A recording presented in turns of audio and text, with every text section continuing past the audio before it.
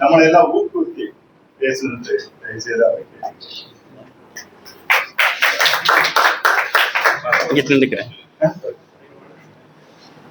எல்லோருக்கும் உண்மையிலே மகிழ்ச்சியான வாழ்த்துக்கள், வணக்கங்கள்.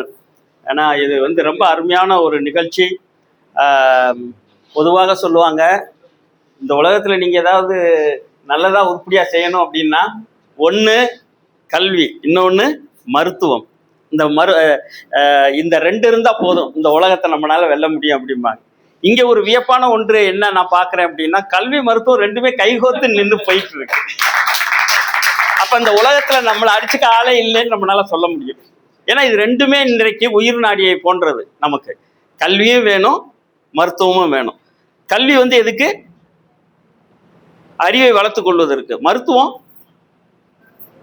உடலை வளர்த்து கொள்வதற்குன்னு சொல்லலாம். சரி, இப்போ என்ன மருத்துவம் மாறிடுச்சு அப்படின்னு சொன்னா, 80 விழுக்காடு மன ரீதியான நோய்கள் அதிகமாக கொண்டு போயிருக்கு. நம்ம உடலுக்கு வர்ற நோய்களே 80 விழுக்காடு என்னவாயிருது, மன வியாதிகளாக மாறிக்கொண்டிருக்கு. அப்ப மனது, உடல், நம்மளுடைய அறிவு எல்லாவற்றுக்குமான ஒரு தேவை இருக்கிறத நீங்க புரிந்து கொள்ளலாம். யார் இந்த சின்ன இடம் அப்படின்னு நண்பர் சூர்யா குறிப்பிட்டாரு. சின்ன இடம், எல்லா வெற்றிகரமான பிரம்மாண்டமான விஷயங்களும் சிறிய இடத்துல இருந்தால் தொடங்கி இருக்கின்றன. அது காவிரி ஆகட்டும், வைகை ஆகட்டும், பிரம்மபுத்திராவாகட்டும், தோன்றிய இடம் ரொம்ப ரொம்ப சின்னது. ஒரு குடம் தண்ணி விழுகிற இடத்துல இருந்தா எல்லா மிகப்பெரிய பேராறுகளும் கிளம்புது. ஆனா எவ்வளவு எல்லா பேரையும் பல லட்சக்கணக்கான கோடிக்கணக்கான மக்களை வாழ வைக்கக்கூடிய ஒன்றாக மாறி விடுகிறது. அந்த வகையில தான் என்னால் இந்த மெர்க்குரி அகாடமியை அந்த மாதிரி தான் பார்க்கிறேன். பல லட்சக்கணக்கான மக்களை வாழ வைக்க முடியும் என்ற நம்பிக்கை எனக்கு இங்கே வந்திருக்கிற. எடுப்பிலேயே அவர் சொன்னது உங்களுக்கு 1 லட்சம் சம்பளம் உறுதி அப்படிங்கிறாரு. 3.5 லட்சம் இன்னும் பாடுபட்டீங்கன்னா இன்னும் 3.5 லட்சம் மிக விரைவில் உங்களால ஈட்ட முடியும் அப்படிங்கிறாரு. இந்த நம்பிக்கையை இன்னைக்கு மருத்துவர்களால் கூட பெற்றுக்கொள்ள முடியாது.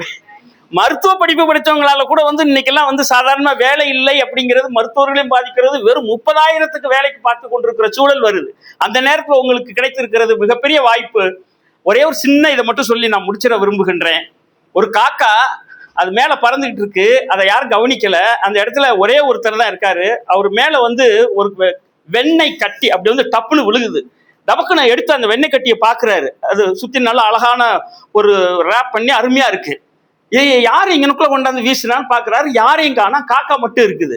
அப்போ ஒரு ஒண்ணு புரிஞ்சுக்கிறாரு. அந்த காக்கா இவர்கிட்ட ஏன் அதை தூக்கி போட்டுருக்குன்னா, இங்க பாரு, அந்த வெண்ணெய் கட்டியை என்னால திறக்க முடியல, நீ தயவுசெய்து எனக்கு ஹெல்ப் பண்ணு, திறந்து கொடு அப்படின்னு சொல்லி இருக்கிறதா அவர் புரிஞ்சுக்கிட்டு அதை நல்லா காகிதத்தெல்லாம் பிச்சுட்டு கொண்டு போய் வைக்கிறாரு. காக்கா ரொம்ப நன்றி சொல்லிட்டு அந்த வெண்ணெயை சாப்பிட்டுட்டு பறக்குது.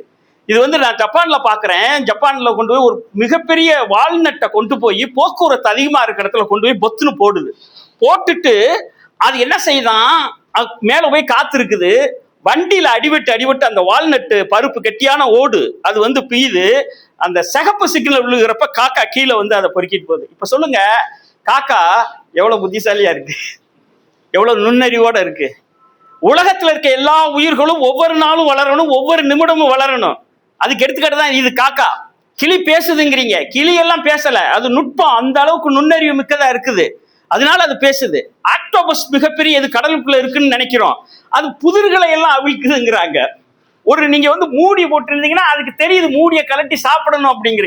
இது உலக உயிரினங்க எல்லாம் கத்து வச்சிருக்குது. எறும்பு எடுத்துக்கங்க, எறும்பு அந்த பாதையை கொஞ்சம் கவனிச்சு பாருங்க, ரொம்ப சிக்கலான பாதை. நம்மளாம் அந்த மாதிரி பாதை அமைக்கவே முடியாது. ஆனா ஒவ்வொரு எறும்புக்கு தெரியும் எந்த வழியில போய் எந்த வழியில எப்படி வரணும் அப்படின்னு. இவ்வளவு சிக்கலான பாடத்தை அது எப்படிங்க படிச்சுச்சு? படிச்சுக்கணும். கல்வி ரொம்ப முக்கியம். எல்லா உயிர்களும் நம்மளுக்கு சொல்லிக் கொடுக்கறது இதுதான். அதுல இன்னைக்கு இந்த மெர்க்குரி அகாடமி அதான் சொல்லுது, எந்த அளவுக்கு படிக்கிறீர்களோ, அறிவை விருத்தி செய்கிறீர்களோ, அந்த அளவுக்கு உங்களுக்கு வெற்றி நிச்சயம். நாளை என்பது உங்களுடைய கைகளில். இன்னைக்கு மாணவர்கள் மண்டை அடிபட்டு உடப்பட்டு ரத்தம் சிந்திக்கிட்டு இருக்கிறாங்க இந்தியாவில். ஒரே ஒரு காரணத்துக்காக, எனக்கு நல்ல படிப்பு வேணும், எனக்கு நல்ல படிப்புக்காக நான் சாக கூட தயாரா இருக்கேன், என்னை உயிரை கூட விட தயாரா இருக்கேன், படிப்பை விட மாட்டேன்னு சொல்லக்கூடியவர்கள் இந்தியாவிங்க இருக்கிறார்கள். அப்படி ஊக்கப்படுத்துவதற்கு, உற்சாகப்படுத்துவதற்கு நமக்கு இங்கே நண்பர்கள் கலைச்செல்வன் இருக்கிறார், மருத்துவர் சந்திரன் இருக்கின்றார், சூர்யா இருக்கிறார். அவர்களெல்லாம் இருக்கிற பொழுது நமக்கு மிகப்பெரிய நம்பிக்கை வருகிறது. இது மிகப்பெரிய ஆழமாக வேரூன்ற வேண்டும், விருட்சமாக வேண்டும். மீண்டும் மீண்டும் நெஞ்சார உங்களோட அனைவரையும் வாழ்த்தி விடைபெறுகிறேன். நன்றி, வணக்கம்.